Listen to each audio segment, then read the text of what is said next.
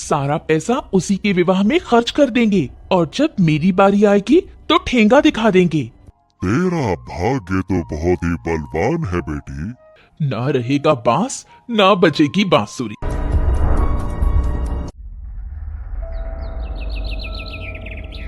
घने जंगल में एक घने वृक्ष के नीचे एक तपस्वी आंखें बंद किए तपस्या में लीन था। तभी वहां एक बूढ़ा व्यक्ति आ पहुंचा। जैसे ही वो तपस्वी के पास पहुंचा, अगले ही पल तपस्वी ने अपनी आंखें खोल दी और रहस्यमयी अंदाज में मुस्कुराते हुए कहा, लगता है तुम्हारा मन काफी विचलित है और किसी की याद पीछा नहीं छोड़ रही। ये सुनकर वो बूढ़ा व्यक्ति फूट फूट कर रोने लगा। आप तो अंतर्यामी है बाबा, आपकी बड़ी प्रशंसा सुनी थी, इसीलिए इस घने जंगल के खतरों को पार करता हुआ आपके पास आया हूँ बाबा। मेरा मन अभी तक ये मानने को तैयार नहीं है कि मेरी बेटी धारा अब इस संसार में नहीं रही बाबा। मैं तुम्हारे बारे में सब कुछ जानता हूँ, परंतु मैं चाहता हूँ कि तुम सारी घटना शुरू से लेकर अंत तक स्वयं मुझे बताओ। बताओ क्या हुआ। ये सुनकर पहले सुखदेव रोने लगा और कुछ देर बाद जब उसका मन थोड़ा हल्का हुआ तो वो तपस्वी की ओर देखकर बोला, मैं अपनी पत्नी सुजाता के साथ बहुत ही खुश था बाबा। मुझे वो दिन आज भी याद है जब सुजाता मेरी 10 वर्षीय पुत्री धारा के साथ खेल रही थी। सुखदेव नाम का एक किसान था। उसकी पत्नी सुजाता इतनी सौम्य और मिलनसार थी कि गांव में हर कोई उसकी प्रशंसा करता नहीं थकता था। एक दिन जब सुखदेव खेत से लौटा ही था कि तभी उसने देखा कि सुजाता धारा के साथ खेल रही थी। बिटिया रानी बड़ी सयानी दोनों खेल खेले हैं। अरे खेलो खेलो खेलो। सुजाता, जब भी घर आता हूँ ना, मन को बहुत ही शांति मिलती है।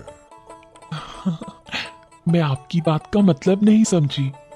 अरे सुजाता, तुम्हारा और धारा का प्रेम अद्भुत है, अद्भुत। एक माँ और बेटी के प्रेम की तुम दोनों मिसाल हो।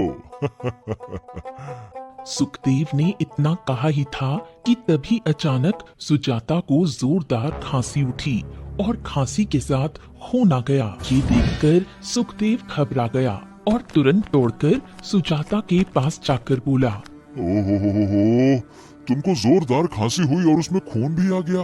क्या बात है सुजाता, तुम्हारी तबीयत तो ठीक है ना? क्या है? कुछ नहीं, कभी कभी मुझे खांसी में खून आ जाता है। अरे नहीं सुजाता, ये बहुत गंभीर बात है। अरे भाई, तुमने हमको पहले काहे नहीं बताया? चलो अभी हम अपनी बिटिया रानी को वैद्य जी के पास ले चलते हैं। चलो चलो। सुजाता मना करने लगी, लेकिन सुखदेव उसे जबरदस्ती वैद्य के पास ले गया। वैद्य ने सुजाता की जांच की और गंभीर होकर सुखदेव से कहा, हाँ, देखो सुखदेव, तुमने अपनी पत्नी को लाने में बहुत देर कर दी। इनकी बीमारी इनके पूरे शरीर में फैल चुकी है। अब इलाज संभव नहीं है। कोई भी जड़ी बूटी उनकी बीमारी को ठीक नहीं कर सकती, सिवाय किसी चमत्कार के। ये सुनकर सुखदेव फूट फूट कर रोने लगा। अरे वैद्य जी, कुछ तो कीजिए वैद्य जी। आप जो कहेंगे मैं वो करूंगा, लेकिन कुछ भी करिए, ठीक करिए। शांत हो जाओ, शांत हो जाओ। अगर सुजाता के लिए कुछ किया जा सकता है तो वो केवल प्रार्थना है। सुखदेव नम आंखों से सुजाता को घर वापस ले गया। वो गुमसुम बैठा रहा। आप भी वैद्य जी की बातों में आ गए। अरे मुझे कुछ नहीं हुआ है, मुझे बिल्कुल ठीक महसूस हो रहा है। सुखदेव ने कोई उत्तर नहीं दिया। अगले दिन दोपहर को सुजाता को फिर जोरदार खांसी हुई और वो इस संसार को छोड़कर चली गई। सुखदेव जब सुजाता की देह को देख रहा था, तभी उसकी 10 वर्षीय पुत्री धारा उसके पास आकर बोली, पिताजी, माँ मुझसे बात क्यों नहीं कर रही? बिटिया, अब तुम्हारी अम्मा न तुमसे न हमसे कभी किसी से बात नहीं करेगी। वो हमसे बहुत दूर चली गई है बेटा।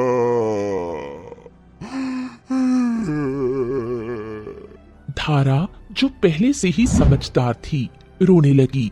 कुछ देर बाद सुजाता का अंतिम संस्कार कर दिया गया। अब सुखदेव और उसकी बेटी अकेले रह गए। सुखदेव अब गुमसुम रहने लगा था। एक दिन जब वो खेत की ओर जा रहा था, तब धारा ने पीछे से पुकारा, पिताजी, अब से मैं भी आपके साथ खेत में चलूंगी। आप खेत में चले जाते हैं और मैं अकेली रह जाती हूँ। मुझे हमेशा मन की पीड़ा सताती रहती है। कभी लगता है माँ दरवाजे से मुस्कुराती हुई निकल कर आएगी, तो कभी लगता है माँ इस संसार से गई ही नहीं, बस कुछ देर के लिए बाहर गई है।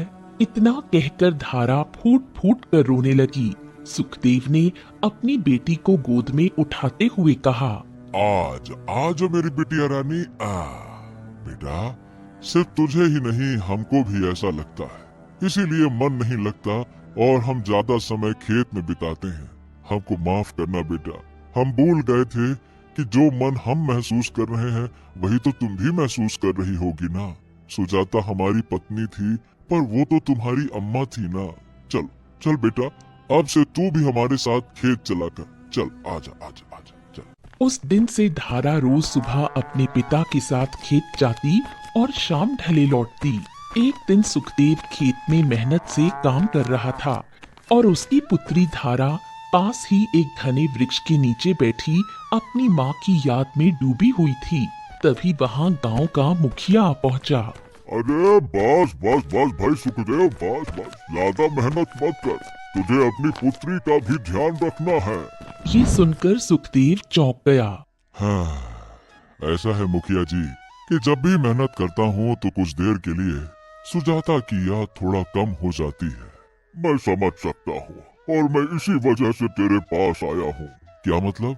अब देख, तेरी पुत्री धारा अब 10 वर्ष की हो चुकी है। अब 1-2 वर्ष बाद वो बड़ी होने लगेगी और तू हमेशा उसे अपने साथ खेत खलिहान तो नहीं ले जा सकेगा ना। तेरा घर भी अब सुजाता के बिना सूना है। मैं क्या कहता हूँ कि तू दूसरा विवाह कर ले। अरे मुखिया जी, आप ये कैसी बातें कर रहे हैं? मैं अपनी पत्नी से कितना प्रेम करता था ये तो सारा गांव जानता है और आप कहते हैं। हाँ हाँ हाँ हाँ, मैं जानता हूँ तू अपनी पत्नी के अलावा किसी और स्त्री की कल्पना भी नहीं कर सकता, लेकिन ये विवाह तू अपने लिए नहीं बल्कि धारा के लिए कर। एक जवान लड़की पर हवस की निगाहें पड़ते देर नहीं लगती है और उस पर एक माँ का साया होना बहुत जरूरी है जो उसको समझाए कि आखिरकार एक लड़की क्या होती है। समझ रहा है ना तू? ये सुनकर सुखदेव गहरी सोच में डूब गया। शायद आप सही कह रहे हैं मुखिया जी। हाँ, और देख सुखदेव, मैं जानता था कि तू बहुत समझदार है। अच्छा, मैं क्या कहता हूँ, देख, मेरे पड़ोस में रहने वाली आरती, तू जानता है ना उसे? उसका पति कुछ समय पहले एक हादसे में मारा गया। उसकी भी एक 10 वर्षीय पुत्री है, चंद्रलेखा। अब मैं चाहता हूँ कि तू आरती से विवाह कर ले। आरती को घर मिल जाएगा, तेरी धारा को माँ और चंद्रलेखा को पिता का साया मिल जाएगा, है ना? सुखदेव ने नम आंखों से हामी में सिर हिला दिया। धारा गहरी नींद में सोई हुई थी कि तभी आरती वहां आई और धारा को उठाते हुए बोली, बस बहुत देर सोली महारानी, जल्दी उठ और साफ सफाई में लग जा। माँ, मुझे थोड़ी देर और सोने दो। आप जानती हो कि मेरी आंखें जरा देर से खुलती हैं। चंद्रलेखा तो हमेशा जल्दी उठ जाती है, आप उससे करवा लो ना। ये सुनकर आरती ने धारा के गाल पर जोरदार चांटा जड़ दिया। धारा अविश्वास से आरती की ओर देखने लगी। तेरी हिम्मत कैसे हुई ये कहने की कि मेरी बेटी जल्दी उठती है तो वो घर की सफाई करे? और सुन, मेरे कान पक गए हैं तेरी जुबान से माँ माँ सुनकर। कान खोल कर सुन, मेरी केवल एक ही बेटी है, तू मेरी सौतेली बेटी है। यूं बैठे बैठे आंसू मत बहा, और मेरी शक्ल मत देख। चल जल्दी से काम पर लग जा। धारा बेचारी उठकर साफ सफाई में लग गई। धारा काम खत्म कर एक कोने में बैठी ही थी कि वहां चंद्रलेखा आ गई। कल माँ और मैंने तय किया है कि अब से घर का खाना और साफ सफाई तुम ही करोगी। मेरी बेटी बिल्कुल सही कह रही है, चल जल्दी से खाना बना। ये सुनकर धारा चुपचाप खाना बनाने लगी। उसकी आंखों से आंसू बहने लगे। पिताजी से इस बारे में जरूर शिकायत करूंगी। शाम को जब सुखदेव घर लौटा तो धारा ने सारी बात बताई। पिताजी, माँ ने मुझे थप्पड़ मारा। ये सुनकर सुखदेव क्रोधित हो गया और आरती से बोला, ये आरती, ये बताओ, तुम्हें इस मासूम सी बच्ची पर हाथ उठाते हुए जरा भी शर्म नहीं आई? तुम भूल गई क्या कि इसने 10 वर्ष की उम्र में अपनी माँ को खो दिया था? अरे कितनी मुश्किल से तो इसने तुम्हें माँ की तरह स्वीकार किया था, और तुम छी छी छी छी छी, तुमने अपना सौतेला रूप दिखाना शुरू कर दिया ना, है ना? बकवास मत करो। अगर तुम्हारी बेटी ने 10 वर्ष की उम्र में अपनी माँ को खोया था तो मेरी बेटी चंद्रलेखा ने भी उसी उम्र में अपने पिता को खोया था। हाँ हाँ, मैं जानता हूँ, ये भी जानता हूँ, और उसके बाद ही तुम मेरे जीवन में आई हो, मुझे सब पता है। पर मैंने तो कभी चंद्रलेखा के साथ सौतेले पिता जैसा व्यवहार नहीं किया। उसे हमेशा अपनी सगी बेटी जैसा प्रेम दिया है। और तुम? आरती गुस्से में कुछ कहे बिना वहां से चली गई। सुखदेव की आंखों में आंसू थे। उसने धारा से कहा, कोई बात नहीं बेटा, कोई बात नहीं, चिंता मत कर, बस कुछ वर्ष और इंतजार कर ले, उसके बाद मैं तेरा विवाह कर दूंगा, फिर तुझे इस सौतेली माँ से मुक्ति मिल जाएगी, है ना बेटा? मैं जानता हूँ मुझसे गलती हो गई। हाँ। इतना कहकर सुखदेव वहां से चला गया। चंद्रलेखा दोनों की बातचीत छुपकर सुन रही थी। वो तुरंत अपनी माँ आरती के पास गई और बोली, सुना तुमने? पिताजी धारा के विवाह की बात कर रहे हैं। देखना, सारा पैसा उसी के विवाह में खर्च कर देंगे और जब मेरी बारी आएगी तो ठेंगा दिखा देंगे। आरती रहस्यमय अंदाज में मुस्कुराती हुई बोली, चिंता मत कर, ना रहेगा बांस ना बजेगी बांसुरी। मुझे तो शुरुआत से ही धारा खटकती थी, पर समय सही नहीं था, इसलिए कुछ नहीं कहा। अगर तभी अत्याचार करती तो तेरा बाप मुझे घर से निकाल देता, पर अब वो कुछ नहीं कर सकता। मैं उसकी सुंदरता को बर्बाद कर दूंगी। इतनी मेहनत करवाऊंगी कि गली का मजदूर भी उससे विवाह नहीं करेगा। समय इसी तरह बीतता रहा और 5 वर्ष भी यूं ही निकल गए। लेकिन समय के साथ साथ धारा के जीवन में दुख और गहरा होता गया। एक दिन धारा घर के काम में लगी हुई थी कि तभी बाहर से एक साधु की आवाज उसके कानों में पड़ी। अलग निरंजन, भगवान के नाम पे मुझको भिक्षा दे दो बेटे, भगवान के नाम पे भिक्षा। धारा ने तुरंत थोड़ा सा आटा निकाला और साधु के पास जाकर दे दिया। तेरा भाग्य तो बहुत ही बलवान है बेटी, बेटे तो बहुत ही भाग्यशाली है। ये सुनकर धारा की आंखों में आंसू आ गए। क्यों मजाक उड़ाते हो साधु महाराज? जब मैं छोटी थी मेरी माँ मुझे छोड़कर चली गई, फिर पिता ने दूसरा विवाह कर लिया। उसके बाद प्रेम क्या होता है, परिवार क्या होता है, शांति क्या होती है, मैं कुछ नहीं जानती। और आप कहते हैं कि मैं भाग्यशाली हूँ। जिनका भाग्य बलवान होता है अक्सर उन्हें कठिन परीक्षा से गुजरना पड़ता है। तेरा समय परीक्षा में बीत रहा है, ये समय भी कट जाएगा और फिर तेरा भाग्य चमकेगा और पूरी दुनिया देखेगी। तभी वहां आरती आ गई और गुस्से से साधु से बोली, यहाँ से चला जा, इसने बिना पूछे तुझे भिक्षा दे दी। अगर मुझे पता होता तो मैं तो तुझे कुछ भी नहीं देती। और ये क्या बकवास कर रहा है कि इसका भाग्य बहुत प्रबल है। जो सत्य है मैं वही कह रहा हूँ। तभी चंद्रलेखा आ पहुंची और साधु से बोली, तो मेरा भाग्य भी बता, मैं भाग्यशाली हूँ या नहीं? भाग्य तो तेरा भी प्रबल है, लेकिन तुझे अपने मन से दूसरों के प्रति ईर्ष्या, घृणा, ये सब समाप्त करना होगा। अगर तूने इन्हें नहीं छोड़ा तो तू भाग्यशाली नहीं बल्कि दुर्भाग्यशाली बन जाएगी। ये सुनकर आरती क्रोधित हो गई। इससे पहले कि मैं तुझे धक्के देकर बाहर निकालूं, निकल जा यहाँ से। साधु मुस्कुराता रहा और चुपचाप वहां से चला गया। धारा फिर से घर के कामों में लग गई। चंद्रलेखा ने अपनी माँ से कहा, साधु को तो तुमने डांट कर भगा दिया, पर अगर कहीं उसकी बातों में सच्चाई निकली तो? चिंता मत कर, ये कैसे भाग्यशाली बनेगी।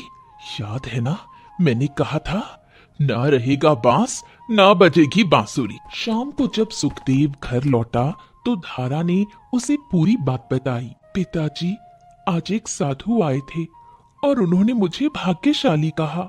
सुखदेव ने सब कुछ सुनकर मायूस होकर कहा, हाँ, कितनी निर्दयी है ये माँ बेटी। वाकई में ये साधु का सम्मान करना भी भूल गई। मुझे विश्वास है कि वो साधु बाबा सत्य कह रहे होंगे।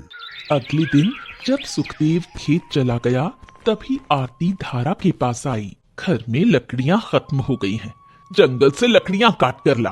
लेकिन माँ, लकड़ियां तो पिताजी ही लाते थे, अब से तू लाएगी। तेरे पिता दिन भर खेत में मेहनत करते हैं, फिर लकड़ियां भी वही लाएं। अब ये काम तेरा है। इतना कहकर आरती ने कुल्हाड़ी धारा को पकड़ा दी। धारा चुपचाप जंगल की ओर निकल पड़ी। धारा जंगल में लकड़ियां काटने लगी। काफी देर तक मेहनत करती रही। जब लकड़ियां इकट्ठा कर उन्हें सिर पर रखने ही वाली थी, तभी एक आवाज आई, कौन हो तुम? धारा ने पीछे पलटकर देखा। एक युवक राजकुमारों जैसे वस्त्र पहने खड़ा था। मैंने पूछा कि कौन हो तुम? मैं अजनबियों को अपना नाम नहीं बताती। वो व्यक्ति कोई और नहीं बल्कि राज्य का राजकुमार आदित्य था। वैसे मैं बता दूं आपको, मैं इस राज्य का राजकुमार हूँ। अब तो आप बताइए, आप कौन हैं? मेरा धारा है, और हाँ, आप राजकुमार हो तो क्या हुआ, हो तो आप पुरुष ही। मेरे पिता ने मुझे अजनबियों से बात करने से मना किया है। इतना कहकर धारा लकड़ियां सिर पर रखकर वहां से निकल पड़ी। राजकुमार उसे जाते हुए देखता रहा और खुद से बोला, आज के युग में इतनी चरित्रवान लड़की कभी नहीं देखी। कोई और होती तो मेरा नाम सुनते ही ललचा जाती, मुझ पर लट्टू हो जाती या कुछ और ही। मुझे तो ऐसी ही लड़की की तलाश थी। वाकई में अद्भुत अद्भुत। राजकुमार धारा का पीछा करते हुए उसके गांव पहुंचा और फिर उसके घर तक। उसने दरवाजा खटखटाया। दरवाजा आरती ने खोला। राजकुमार को देखकर वो चौंक गई। मेरा नाम राजकुमार आदित्य है। क्या धारा आपकी पुत्री का नाम है? हाँ हाँ, मेरी ही बेटी है। क्या उसने कुछ गलती कर दी? नहीं नहीं नहीं, ऐसी कोई बात नहीं है। दरअसल वो मुझे पसंद आ गई है। पसंद आ गई है? लेकिन वो तो इतनी सुंदर भी नहीं। मैं सुंदरता को शरीर में नहीं, मन में खोजता हूँ। वो बहुत ही चरित्रवान है। मैं आपकी अनुमति से उससे बस कुछ समय के लिए बातचीत करना चाहता हूँ। राजकुमार, अगर आप कुछ देर पहले आते तो जरूर मिलवा देती, पर वो तो अपने पिता के साथ अपनी मौसी की बेटी की शादी में दूसरे राज्य गई है। उसे लौटने में कुछ महीने लग जाएंगे। राजकुमार आदित्य थोड़ी देर चुप रहा, फिर बोला, ठीक है, तो कोई बात नहीं। मैं कुछ महीनों के बाद में फिर से आऊंगा। धन्यवाद आपका। इतना कहकर राजकुमार वहां से चला गया। आरती जब घर के अंदर लौटी तब चंद्रलेखा सारी घटना सुन चुकी थी। ये क्या माँ, इसका मतलब साधु ने सही कहा था। चिंता क्यों करती है? अगर विवाह राजकुमार का होगा तो तुझसे ही होगा। लेकिन वो कैसे? राजकुमार ने तो धारा को देख लिया है, उससे कोई फर्क नहीं पड़ता। अगर बुद्धि का सही उपयोग किया जाए तो असंभव से असंभव कार्य भी संभव हो सकता है। अगले दिन जब धारा सोकर उठी तब उसकी माँ आरती ने उसे हाथ में कुल्हाड़ी पकड़ाते हुए कहा, ये ले महारानी, जंगल से लकड़ियां काट कर ला। धारा चुपचाप कुल्हाड़ी लेकर जंगल की ओर निकल गई, मगर शाम तक वो लौटकर नहीं आई। शाम को जब सुखदेव खेत से लौटकर घर आया, और राधा को गायब पाया तो उसने तुरंत अपनी पत्नी से पूछा, ए आरती, धारा कहाँ है? कहाँ गई धारा बिटिया? मैं आपका ही इंतजार कर रही थी। सुबह मैंने उसे लकड़ियां लाने जंगल भेजा था, पर वो अब तक लौटी नहीं। मैंने गांव के 2 युवकों को उसे ढूंढने भी भेजा, पर कोई पता नहीं चला। ये सुनकर सुखदेव की आंखों में आंसू आ गए और वो कांपते स्वर में बोला, हे भगवान, हे भगवान, कहीं मेरी बेटी किसी जंगली जानवर का शिकार तो नहीं बन गई। अरे रे रे रे रे रे रे, मेरी हिम्मत ही मारी गई थी जो वर्षों पहले मुखिया की बात मानकर मैंने तुमसे विवाह कर लिया और अपनी बेटी का जीवन बर्बाद कर दिया। आरती झूठे आंसू बहाते हुए बोली, आप हमेशा मुझे ही दोष क्यों देते हैं? आपको क्या पता कि मैं अंदर से कितनी चिंतित हूँ। सुखदेव गांव के कुछ युवकों को लेकर जंगल की ओर निकल गया। वो धारा को खोजता रहा, मगर धारा फिर कभी वापस नहीं आई। इतना कहकर सुखदेव फूट फूट कर रोने लगा और तपस्वी से बोला, बाबा, मुझे समझ में नहीं आता कि मेरी बेटी को जमीन निकल गई या आसमान। मेरी बेटी को बस मिलवा दीजिए, बता दीजिए, कुछ मदद कीजिए बाबा। तपस्वी रहस्यमय अंदाज में मुस्कुराए और अपना हाथ घुमाया। अगले ही क्षण उनके हाथ में एक छोटी सी घंटी प्रकट हो गई।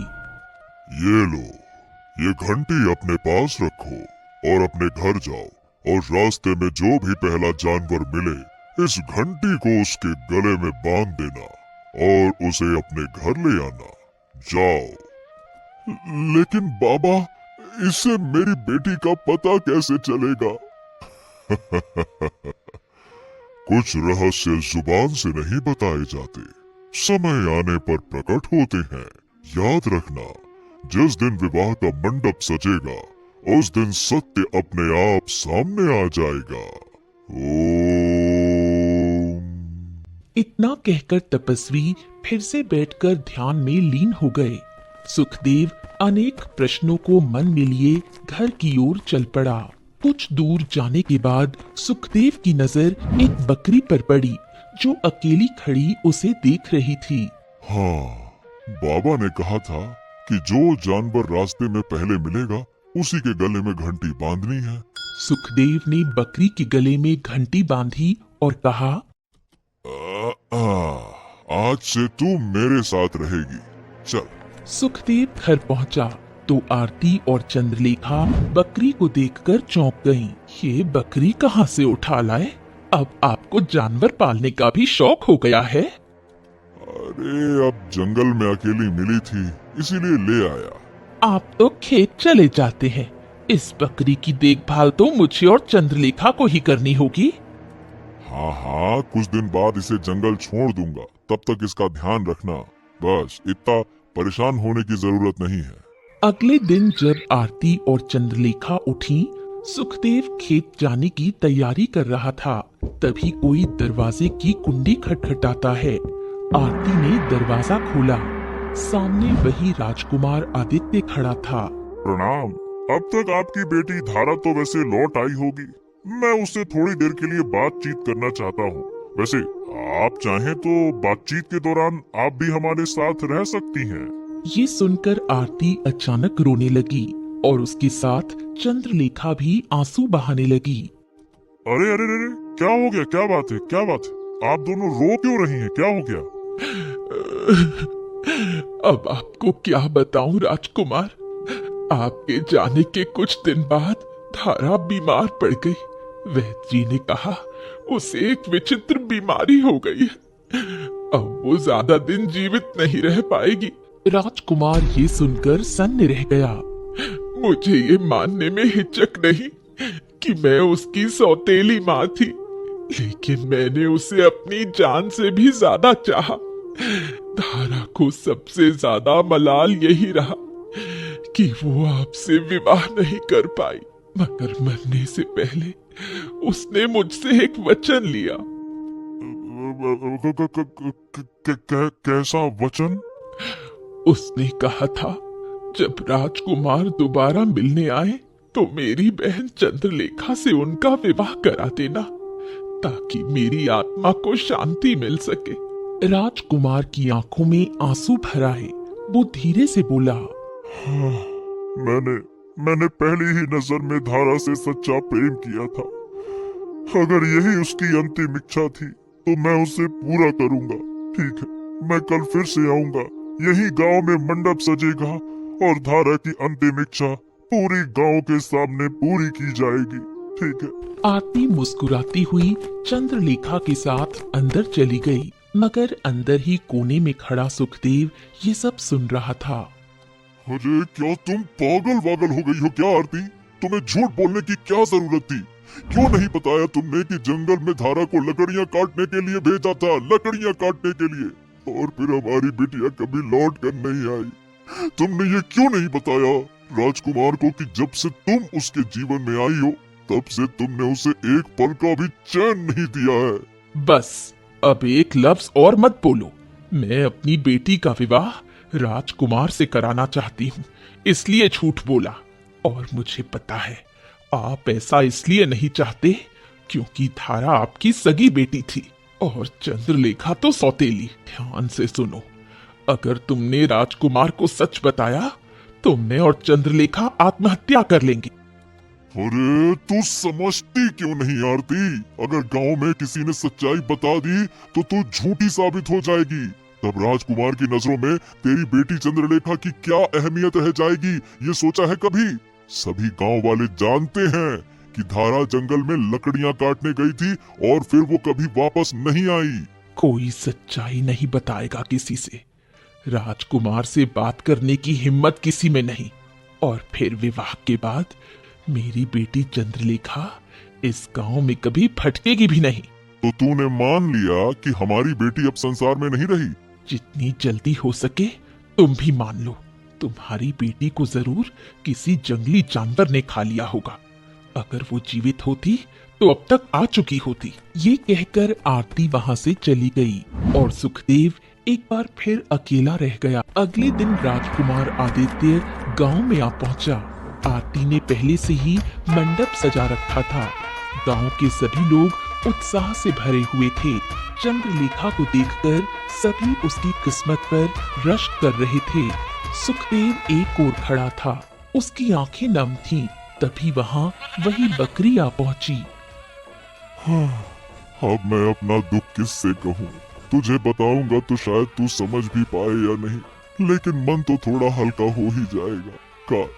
काश मेरी बेटी जीवित होती तो आज उसका विवाह राजकुमार से संपन्न हो रहा होता, क्योंकि राजकुमार की पहली पसंद तो हमारी बेटी धारा थी ना।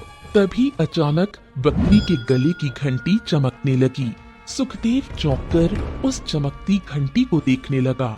अगले ही पल बकरी उछलती हुई मंडप के समीप जाकर गिर पड़ी, मानो किसी अदृश्य शक्ति ने उसे धकेल दिया हो। सुखदेव के कानों में तपस्वी के शब्द गूंजने लगे। जिस दिन मंडप सजेगा उस दिन सच्चाई सामने आएगी। अरे अरे अरे ये सब क्या हो रहा है? तभी अचानक रंग बिरंगे प्रकाश से वो बकरी धारा में परिवर्तित हो गई। सारे गांव वाले स्तब्ध रह गए। आरती और चंद्रलेखा बुरी तरह कांपने लगी। सुखदेव दौड़कर धारा को गले लगाते हुए बोला, बिटिया धारा, अरे तो इसका मतलब तू ही बकरी थी। मेरी बेटी तू वापस आ गई। हाँ मेरी बेटी। राजकुमार भी आश्चर्य से धारा को देखने लगा और फिर आरती से पूछा, आप तो कह रही थी कि धारा इस संसार से जा चुकी है, फिर ये क्या है? धारा फूट फूट कर रोने लगी। ये झूठ बोल रही है राजकुमार। मैं जंगल में लकड़ियां काटने गई थी, लकड़ियों का गट्ठर बांध ही रही थी कि तभी एक तांत्रिक आ गया।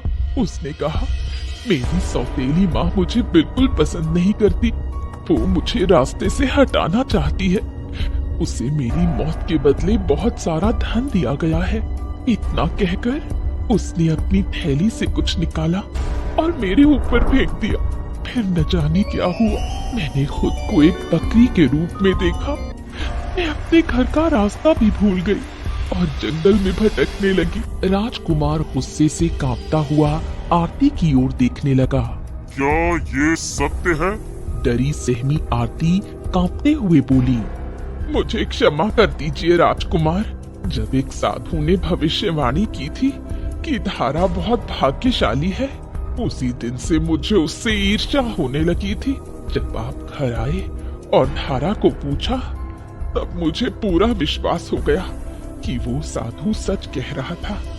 एक साधारण लड़की का एक राजकुमार से विवाह होना, ये तो सौभाग्य की पहचान थी। मैं चाहती थी कि वो सौभाग्य मेरी बेटी चंद्रलेखा को मिले, इसलिए मैं एक तांत्रिक से मिली, उसे धन दिया और कहा मेरी सौतेली बेटी धारा को रास्ते से हटा दे। उस तांत्रिक ने कहा कि वो कभी वापस नहीं आएगी और कोई उसे ढूंढ नहीं पाएगा। मैं नहीं जानती थी कि वो उसे बकरी में बदल देगा। ये सब सुनकर राजकुमार की आंखें क्रोध से जलने लगी। तुम दोनों माँ बेटी ने मुझसे झूठ बोला, एक मासूम अनाथ लड़की को वर्षों तक सताया। ये पाप नहीं, महापाप है। तुम दोनों को इस संसार में कोई स्थान नहीं मिलना चाहिए और तुम्हारी सजा यहाँ नहीं पर लोक में होगी। सैनिकों! राजकुमार ने तुरंत सैनिकों को आदेश दिया, आरती और चंद्रलेखा को बंदी बना लो और इनका जीवन अब कारागार में ही कटेगा। ले जाओ। सारी भीड़ के सामने उसी